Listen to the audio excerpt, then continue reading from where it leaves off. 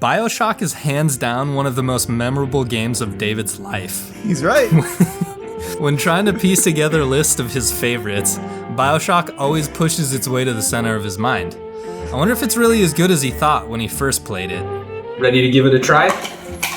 Do! Yeah, you're ready. The aggregate score for the game comes out to a 95. To determine whether or not Bioshock is overrated, we came up with our own method of looking at it. We're going to rank the story, characters, music, visuals, and gameplay, starting with the worst of the 5 and work our way up to the best. Keep in mind that worst does not necessarily mean bad.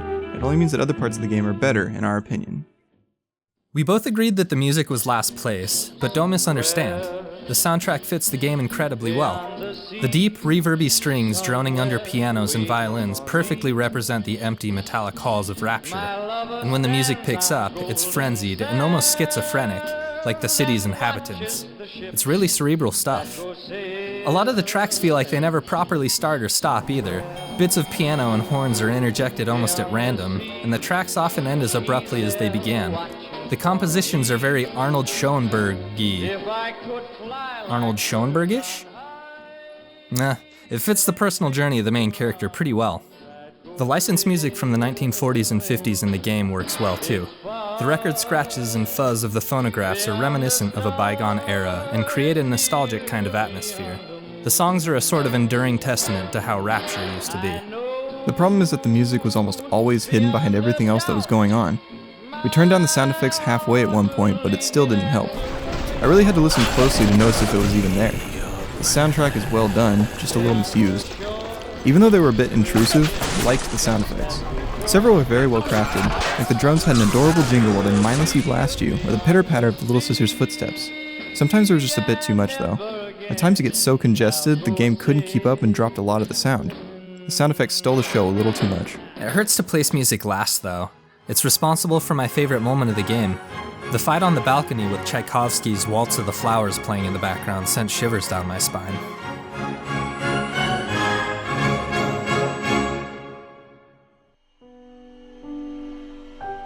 The characters are used in a pretty unique way in Bioshock. We got to know them by old diary entries laying around that give us a small glimpse into their lives. You get to hear their intimate and personal thoughts. We aren't supposed to know everything about them, and the little bit that we do know isn't supposed to be enough to paint the full picture. Instead, it's up to us to fill in the blanks with our own imagination. The problem that this poses is that they feel a little too transient and not overly impactful, or that the game needs them to be there. There were a couple of exceptions, but really only Andrew Ryan felt like a character that would stick with us. He was always very moving. I would avoid gunplay during his dialogue to ensure that we could hear everything he had to say. I felt like I really knew him without the need of a personal encounter. I'm glad too that the enemies aren't another boring iteration of zombies. They're coherent, but also clearly insane. It made them that much scarier because they aren't too far removed from normal humans. The story goes that the founder of Rapture, Andrew Ryan, picked all of the citizens by hand because of their intelligence and success in the world above. It explains why they belittle Jack and act entitled, even in their psychosis. They audibly demand our attention and respect. It's a jarring dichotomy of character. They're like junkies with superpowers. We also have to mention the Big Daddies and Little Sisters. They are the singular lasting image of Bioshock, and for a good reason. We can't say exactly what they are without spoiling too much, but their presence is huge for the game, both visually and for the plot. It's not often that you come across characters quite as unique. The characters ultimately lead to several unforgettable moments, even if they themselves are a little forgettable. I won't remember the name of the crazy surgeon, but I won't forget seeing him screaming in agony as he fails to operate on the woman laying on a table before him. Bioshock is a first-person shooter with a spellcasting element. There are tons of weapons and abilities which give the player various build options to accommodate any playstyle. Movement is crisp and scavenging is made easy, so the game moves forward at a good pace. Another thing we noted is that the difficulty of the game peaks around the 3/4 mark before you have the best abilities and weapons upgrades. Beating the monsters at their best when we weren't at ours is fun and challenging. Each version of the Big Daddy has varied fighting styles. The one problem with the AI is that they cheat. Basically, enemies will hit you the instant they see you. It's like freaking Olivemeister programmed their aim. What left the biggest impression on me was how the mood seemed to change as we progressed through the game. As the mysteries are slowly uncovered, there's this surge in suspense and fear. In the beginning, I was more curious than afraid of Rapture, but the difficulty and level design slowly start to ramp up. It helped make the pace of the game feel right. There was never a counter or time limit imposed, but I started to feel jumpy and desperate, like I needed to figure out what was going on for the sake of the main character. I gradually grew to feel that my actions carried actual weight. The further we got, the more intense and personal everything started to become. Other than advancing through the plot, there isn't a whole lot else to do. There is a cool little mechanic where you can do some research on the enemies by snapping their photograph, but other than that, there aren't really many other diversions or side quests. It's not necessarily a bad thing, just maybe hurts replayability. Well done! The story deliberately starts off with us not having any idea of what's going on, and Jack, the main character, is as clueless as we are. The story was at its strongest when we didn't have any of it, I thought. The mystery had my mind racing with all the possibilities of what might be going on. When we don't have the answers right in front of us, it keeps us grasping and coming up with our own theories. When pieces of truth finally were revealed, they were unexpected and my mind raced to try to find and process how all the new information fit together. The twists and turns made for some really powerful moments for both us and Jack. What is instantly gripping is Rapture. The people have degenerated into something more animalistic than human, driven by an addiction to a substance called Adam that allows humans to gain inhuman power. But it's not a pretty transformation like you might expect. Jack's body starts to look disfigured and painful as he gains the new powers. It's just like Rapture. The idea of it is awe-inspiring and beautiful, but the reality is unnatural and grotesque. The creative lead for Bioshock says that he drew inspiration from Orwell and Huxley and Ayn Rand, authors who told stories of human advancement gone wrong. Our biggest issue is the ending. It felt like the game was in a hurry to end. All of the endings were too brief, and the good ending felt kind of deflated after such an emotionally straining adventure.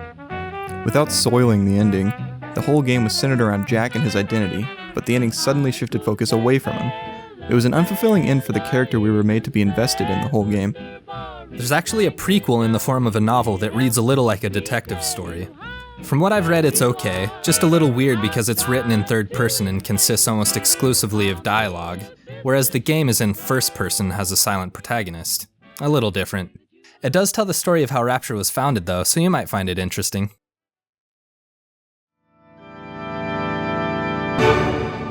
It wasn't even a question what would come in first place for us.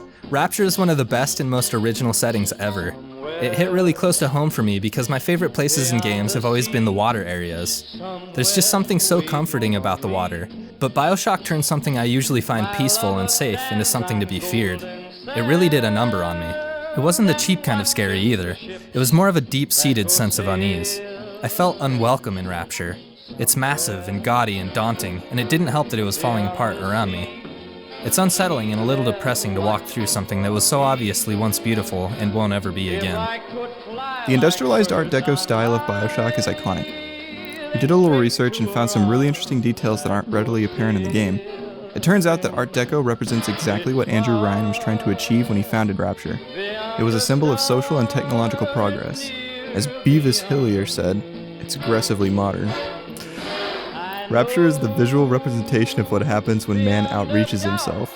The city is a vision of the future in shambles. There are a lot of little touches that add to the game as well. The weapons get fun and steampunky after they get upgraded. Jack straps on cogs and all kinds of knickknacks that end up looking pretty awesome. One last thing, the level design was varied enough to always feel different and interesting, but also still very much a part of Rapture. Seriously, the visuals are perfect in Bioshock. This game legitimately has been near the top of my list since I first played it, and I was pretty exclusive to FPS around its release. The atmosphere of Rapture is unforgettable, and way more memorable than Columbia from Bioshock Infinite in my opinion. Everyone should play this at least once just to experience something completely original. I wouldn't say that anyone who thinks the game deserves a 95 out of 100 is crazy, because that's not really too far off what we would give it. We thought a 90 or something maybe in the high 80s would be the more appropriate score, because despite its shortcomings like the underwhelming ending, the lack of replayability, some frustrating AI and weird audio mixing, it's still an immediate entry on our list of must-play titles. That's why our final rating is Overrated, but only just by the slightest of margins. Hey, thanks for watching to the end, everyone. As always, feel free to leave suggestions for games that you think we should do reviews for in the future, and maybe we'll get around to them.